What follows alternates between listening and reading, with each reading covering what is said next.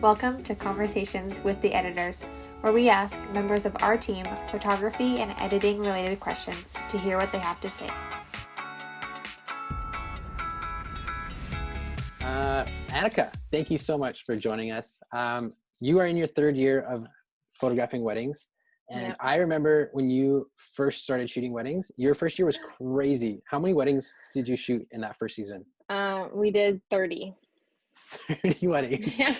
And I specifically remember you being like, no, this isn't a problem. And you're now in your third season. And do you see like why I was telling you to do certain things? And Yeah, there's definitely so much that like my husband and I have learned from shooting weddings and running a business. And the 30 weddings that we shot that one year was insane. And the year before that, we had shot 2 weddings. crazy. So we had gone from only shooting 2 weddings until the next year shooting 30 and basically learning how to be a wedding photographer. Yeah. So that was insane. And to be honest, it was a great year. We met amazing people, Mm-hmm. but it was also horrible. And there was many nights that we weren't sleeping because we had to work, and we both have full-time jobs. So yeah, it was a lot. Yeah, I guess it's not all bad because you built this business that you currently have. So Yeah. don't take that away.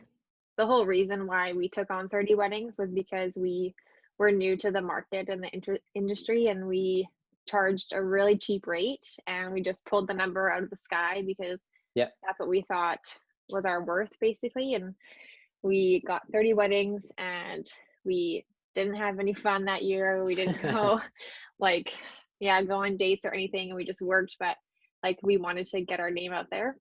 Yeah. And we wanted to make money. So we definitely learned and suffered, but here we are. And the year after that, we ended up only taking on 16 weddings, which basically half. And we were way more intentional with like what weddings we wanted to do and who we chose. And then this year now, like we only have 10.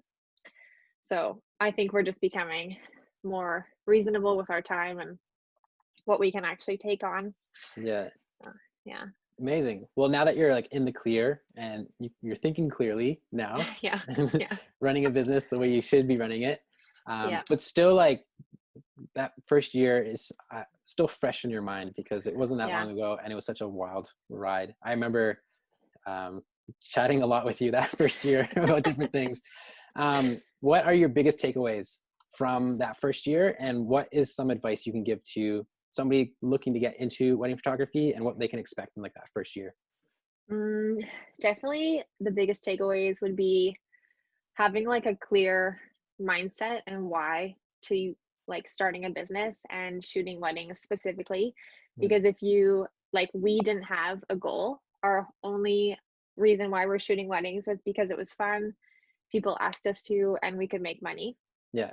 So we didn't really have like a positive mindset going into it. But if you know like why you want a business and why you want to shoot weddings specifically, that really benefits like you and your business, but also like your work really showcases that. So mindset, and then also just like learning to be a normal human. Like if you are working a full-time job and you're shooting weddings full-time on the side, like there's no way that you can survive doing that. Like you need to take rest and weekends off and be intentional with your relationships. And Chris and I were newly married, and we had been married for 1 year, and we were shooting 30 weddings. So obviously that is just a disaster waiting to happen. So definitely like putting your relationships first over your work. Like your That's work good. can wait, your clients, like they will understand. So yeah, learning how to rest is huge. Also like knowing your numbers, because if you want to have a business and you want to shoot weddings, don't just pull a number out of thin air.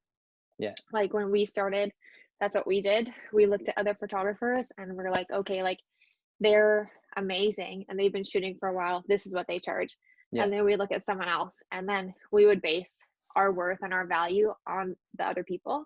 But we didn't think about like business expenses, like what we need to run a business, how much we should be making an hour, like stuff like that. So If you want to be a photographer, know your numbers, know the expenses. If you're not going to work full time, like how will you support yourself? Yeah. So yeah, those are a few things. That's so good. What was like your favorite thing from that first year? I mean, it was a little crazy, but what was like your favorite? Let's end it on like a positive note. Okay.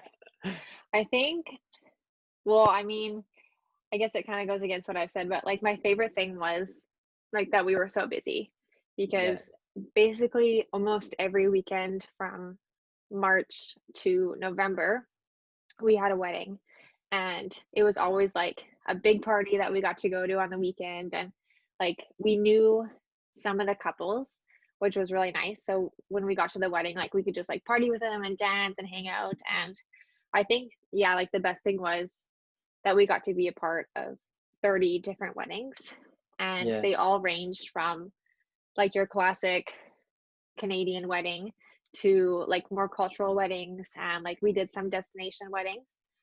So I feel like we got like a really good variety of what we did. So as much as it was a lot of hard work, but it was definitely worth it. And that's probably the best thing, just how many we got to experience. Yeah. 30, that's such a big year for your first one. Yeah. Awesome. Thank you so much for sharing, Annika. If you want these points that Annika just shared, we will share those in the show notes. And I'm sure we will also have a blog post to go along with these, because I think knowing this going into your first wedding season is so important. And even if you're in your second, third, fourth wedding season, these are really good pieces of advice. So yeah, make sure to maybe think about them if you're a wedding photographer. Know your numbers, find some rest, and enjoy yourself. So Annika, thank you so much. We'll make sure to have you on, because this was great. Nice. All right. See you later. Cool. Bye. Bye. Thanks for listening to Conversations with the Editors. Be sure to check out the show notes for everything we referenced in the podcast. Don't forget to subscribe and leave a review. See you next week.